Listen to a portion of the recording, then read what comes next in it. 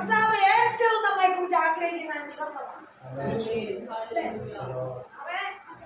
അവൻ ഇസ്രായേലിൽ ദൈവത്തിന്റെ ജനം കിടക്കുക, പക്ഷെ കർത്താവ് കൽപ്പിച്ചവിടെ ഇട്ടതാ അല്ലേ? അവരെ പാടല്ല കഷ്ടം കണക്ക് പഠിപ്പിക്കാൻ ഇട്ടതാ അല്ലേ?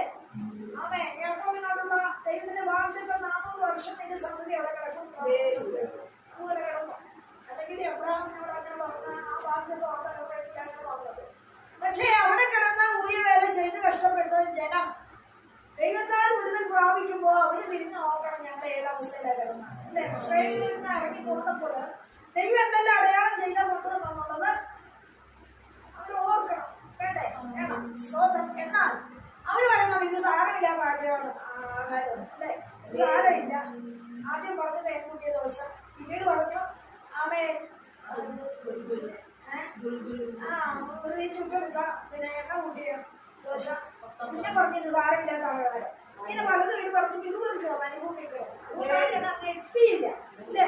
സ്തോത്രം. എന്നാൽ ഇത് അവർ അതൊന്നും പറയാനല്ല.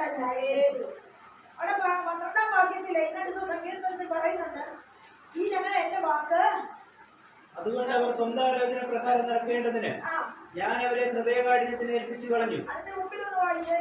എന്നാൽ എന്റെ ജനം എന്റെ വാക്ക് കേട്ടനുസരിച്ചില്ല, ഇസ്രായേൽ എന്നെ കൂട്ടാക്കിയതുമില്ല. ദൈവത്തെ കൂട്ടാക്കാതെ ഏത് ശുശ്രൂഷ ചെയ്താലെന്നാ? ദൈവത്തിന്റെ വാക്കിന് നിന്നു കൊടുക്കാതെ എന്ത് ശുശ്രൂഷ ചെയ്താലെന്നാ? അവനെ വിളിച്ചു വേർതിരിച്ചപ്പോ മുതല് നിന്നോടൊരു വാക്കുണ്ട്, എന്റെ ജനത്തെ വിടുവിക്കുക, എന്റെ ജനത്തെ ആശ്വസിപ്പിക്കും അല്ലേ? അവൻ അങ്ങനെ ഒരു വാക്കുണ്ട്. കുറേക്കാലം ശീലം വന്ന് കർത്താവിന്റെ പൂച്ചിൽ വന്നു.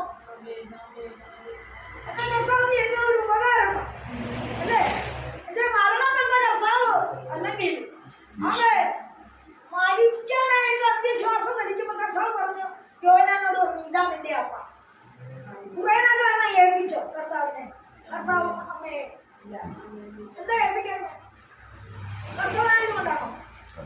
കുറേക്കാരൻ പറഞ്ഞ കർത്താവനാ, ആഫ്രിക്കക്കാരനാ, അതിൽ നിന്ന് വന്നവനാ,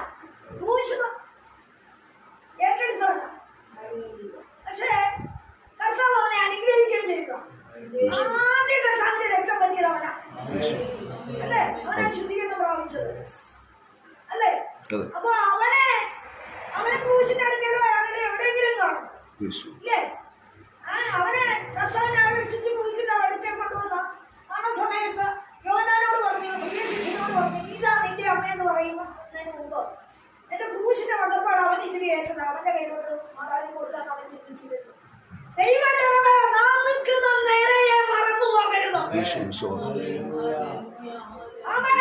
തക്കയിടയും തക്ക തുണയും തക്ക കാലവും തക്ക സമയവും തക്ക ഫലവും ഒക്കെ ദൈവം പറഞ്ഞാ നമുക്കൊരേ നീരേ തന്നിട്ടുണ്ട്. കർത്തവനാകട്ടെ വെളുത്തവനാകട്ടെ അവൻ അവന്റെ ഇടം വിട്ട് മറ്റൊരിടത്തോട്ട് ചാടിക്കയറാൻ നോക്കരുതെന്ന് പകലിലൊന്നോർത്തോണം. ദൈവം ഒരു നിര, ഒരു തുണ, ഒരു ഇട, ഒരു തക്ക സമയം, ഒരു തക്കകാലം നമുക്ക് വേണ്ടി ഒരുക്കിയിട്ടുണ്ട്. അതിനെ വിട്ടേച്ച് അവന്റെ വാക്കിനെ കേൾക്കാതെ ദുശാഠ്യമുള്ള ജനമായി മാറരുത്. അവരുടെ പ്രസംഗം മാത്രമേ പ്രവർത്തിയില്ല. കാരണം എന്നാ? ദൈവത്തിന്റെ വാക്ക് കൂട്ടാക്കാത്ത, അനുസരിക്കാത്ത, അവന്റെ ഇഷ്ടത്തിന് ഏൽപ്പിച്ചു കൊടുക്കാത്ത ഹൃദയ കാഠിന്യമുള്ള ജനമായി ഒരിക്കലും അനുസരണം പഠിക്കാതെ ദുശാഠ്യം കാണിച്ച് നടക്കുന്ന ജനത്തെ ദൈവം നികൃഷ്ട ബുദ്ധിയിൽ ഏൽപ്പിക്കുക. അവർക്കൊരിക്കലും അനുസരണം പഠിക്കാൻ ഇഷ്ടമില്ല. എന്തുകൊണ്ട് ദൈവം പ്രവൃത്തികൾ തടയുന്നു? നമുക്കൊരു വാക്കും ആരോടും പറയാൻ പാടില്ല. ഒരു വാക്കും ആരോടും പറയാൻ പറ്റില്ല. നിങ്ങളുടെ പ്രസംഗമേ ഉറപ്പത്. കാരണം ഇത് കാണിക്കുന്ന ദുശാഠ്യങ്ങളെ നമുക്കൊന്നും തുറന്നു പറയാൻ പറ്റത്തില്ല. വചനപ്രകാരം ഒരു ക്രമീകരണത്തിന് ജീവിതത്തിൽ നിന്ന് ക്രമീകരിക്കുക. കുടുംബം കിടന്ന് കൂട്ടിച്ചോറാകുക, തലമുറ തെറ്റി ഉഴന്നു കിടക്കുക, എന്നിട്ട് ചിലർ പ്രാർത്ഥിക്കാൻ നടക്കുക. നമ്മുടെ വീട് വരുന്നുണ്ടെന്ന് പ്രാർത്ഥിക്കാൻ നടക്കുക. ആദ്യമേ യെരൂശലേമിൽ വീണ്ടും യഹൂദിയെ വീണ്ടും ശമരിയ പിന്നെ ഭൂമിയുടെ അറ്റം ഭാഷമാര് കെട്ടിയിട്ട് നടക്കുക. കുടുംബം കുട്ടിച്ചോറായി കിടക്കും, തലമുറ പലവഴിക്ക് ചിതറി കിടക്കുന്നു. മക്കളെ അപ്പൻ അമ്മയെ ഉപദ്രവിക്കുന്നു.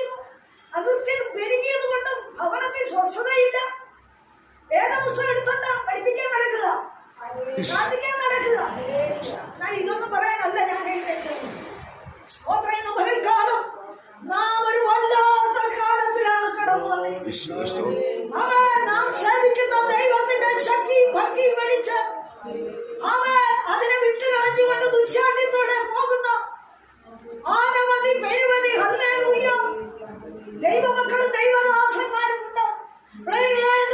ചാടി കയറി ഞങ്ങൾ ഭയങ്കര ശുശ്രൂഷകരെന്നും അവൻ വലിയ വലിയ സ്റ്റേജിൽ ആയിരങ്ങളുടെ മുമ്പിൽ അവൻ സമയമില്ലാത്ത കാര്യങ്ങളും ശുശ്രൂഷയുടെ വ്യവസ്ഥകളും ഒക്കെ വിളിച്ചു പറയുമ്പോൾ അവന്റെ വലിയ മണിമാളികയുടെ മുമ്പിൽ സാധുക്കൾ കിടന്ന് കഷ്ടപ്പെട്ട് തമ്മിലടിച്ച് ഉപദ്രവങ്ങളും നാശങ്ങളും കർഷകളും ദുരിതങ്ങളും മയക്കുമരുന്നിനും കഞ്ചാവിനും അടിമകളായി കുടുംബത്തിൽ സ്വസ്ഥതയില്ലാത്ത അനുഭവം കണ്ടിട്ട് പുറത്തിരിഞ്ഞവൻ കയറി യാത്ര ചെയ്ത് ശുശ്രൂഷ ചെയ്യുന്ന ദൈവത്തിന് ഹിതമല്ലെന്ന്. യേശുവേ സ്തോത്രം. ആണോ ആണോ സ്തോത്രം. ശരിയാണ്. കർത്താവ് പറഞ്ഞ കാലങ്ങളെ നിങ്ങൾ വിവേചിക്കും. അവേ കാലങ്ങളെ നിങ്ങൾ വലിയ മരിച്ചടക്കം നടക്കുമ്പോൾ വലിയ വലിയ ശുശ്രൂഷയുണ്ട അല്ലെങ്കിൽ വലിയ കല്യാണാഘോഷം കോടികൾ മുടക്കി നടക്കുന്നിടത്ത് വലിയ വിശുദ്ധന്മാരെന്ന് അഭിമാനിക്കുന്നവരെ കൊണ്ടുവന്നത് ശുശ്രൂഷ ചെയ്യിപ്പിച്ച് ഉൾക്കാഴ്ച പ്രാപിക്കുന്നതിനേക്കാൾ ഉപരി ഈ കാലങ്ങളെ വിവേചിച്ചുകൊണ്ട് നീ ജനത്തിന്റെ ഇടയിലേക്ക് ഇറങ്ങി ചെല്ലുക, നീ കവലയിൽ ഇറങ്ങി ചെല്ലുക, ദൈവത്തെ നീ അറിയിക്കുക, അവന്റെ വരവിന്റെ സമയം അടുത്തെന്ന് നീ പ്രഖ്യാപിക്കുക. അവൻ പറഞ്ഞത് വള്ളി പുള്ളി ദേശത്ത് സംഭവിച്ചുകൊണ്ടിരിക്കുകയാണെന്ന്. സ്റ്റേജ് കൈകൊട്ടിക്കോ, പാതറന്നേ, അനർന്നേ, ആരാധിച്ചേ ശുശ്രൂഷ. ആരെ സോപ്പിടുക നീ? ശുശ്രൂഷയിൽ നിന്ന് ശുശ്രൂഷയിലേക്ക് ചാടാൻ, രാജ്യങ്ങളിൽ നിന്ന് രാജ്യങ്ങളിലേക്ക് പറക്കാൻ, തലമുറകളെ രാജ്യങ്ങളിൽ ഉന്നത സ്ഥാനത്ത് എത്തിക്കാൻ. കൂട്ടുകെട്ട് ആരമല്ല. ഇവൻ എവിടെന്നാ വന്നത്? ചേറിൽ നിന്ന. ഇവൻ എവിടെന്നാ വന്നത്? ചേറിൽ നിന്ന. കർഷകരുടെ കൈപ്പിന്റെ കണ്ണുനീരിന്റെ അനുഭവത്തിലാണ് ഇവ മുമ്പോട്ട് വന്നത്.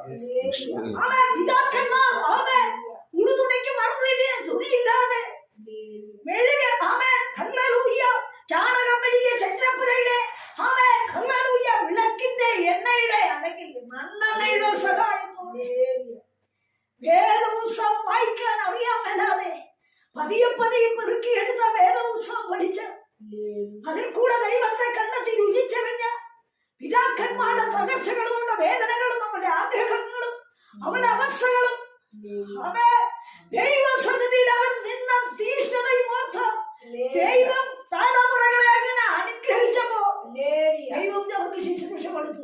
നിന്റെ സന്തതിയെ ഞാൻ അനുഗ്രഹിക്കുന്നു. ആ ശുശ്രൂഷയെ കൊണ്ട് താഴെ കിടക്കുന്നവരെ ഒന്നും കാണാൻ കാണുന്നില്ല. ഓടിക്കൊണ്ടിരിക്കുക. എങ്ങോട്ട്? രാജ്യങ്ങളിൽ പോകുന്നതിന് നമുക്കാർക്കും തടസ്സമില്ല. നമുക്ക് പോകാനുള്ള ആഗ്രഹമില്ല. ഉണ്ടോ? ഇല്ല.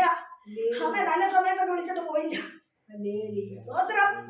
അപ്പൊ നമുക്ക് അസൂയ കൊണ്ടാണ് നമ്മൾ പറയുന്നത് വിചാരിക്കും. ഒന്നുമില്ലെന്ന്. ദേശത്ത് കഷ്ടങ്ങളും സങ്കടങ്ങളും വേദനകളും നടക്കും.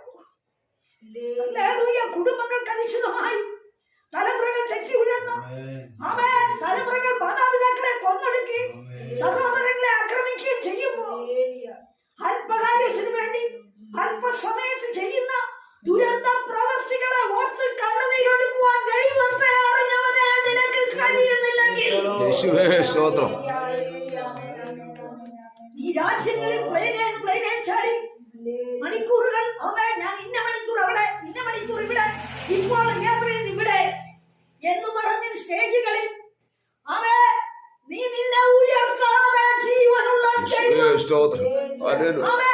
അവന്റെ ജീവൻ കൊടുത്ത അവന്റെ രക്തത്തിന്റെ വിലയായ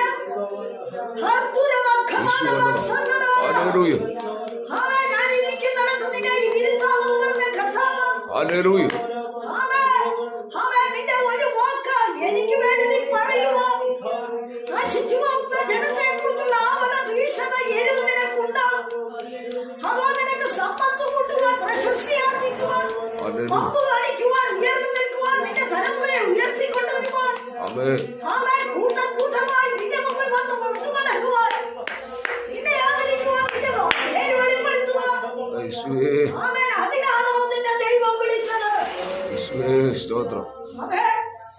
നോക്കണം. ദൈവസഭകളിലും ആത്മഹത്യ നടക്കുന്നു. കാരണം എന്നാ? ഇരിക്കുന്ന ജനത്തെ അവരുടെ അവസര കണ്ടവരെ സ്തോത്രം. ശുശ്രൂഷിക്കുന്നില്ല.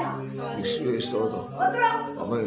വമ്പും കച്ചവടമെടുത്ത് വല്ലതും കയ്യിൽ തടയുന്നവരെ അവിടെ സൈഡ് കൂടിക്കൊണ്ട് എളിയ ജനത്തെയൊക്കെ ചവിട്ടിക്കളഞ്ഞ് യേശുവേ അവൻ മാംസമുള്ളതിനെ ശരിക്ക് ചട്ടി വെടിപ്പാക്കി അവരെ മോഷിപ്പിച്ച് അവരിൽ നിന്ന് വടം പറ്റി പോകുന്ന ജനമേ, ദാസന്മാരെ, യേശുവേ ഒരു മടങ്ങി വരവിന് കാലമായി. യേശുവേ സ്തോത്രം. കർത്താവിന്റെ രക്തം കൊടുത്ത് വീണ്ടെടുത്ത സഭ, യേശുവേ കർത്താവിന്റെ വീണ്ടെടുത്ത രക്തത്താൽ അവന്റെ വിലയായി മാറേണ്ട ജനം യേശുവേ സ്തോത്രം. നശിച്ചു പോകുന്ന നിനക്ക് വിചാരമില്ലേ? ചുറ്റുപാടുള്ള കലാപങ്ങളും പ്രശ്നങ്ങൾ കേൾക്കുമ്പോ അവര് അശുദ്ധരാണ്. നമ്മൾ പറഞ്ഞാൽ അത് ഏക്കത്തില്ല.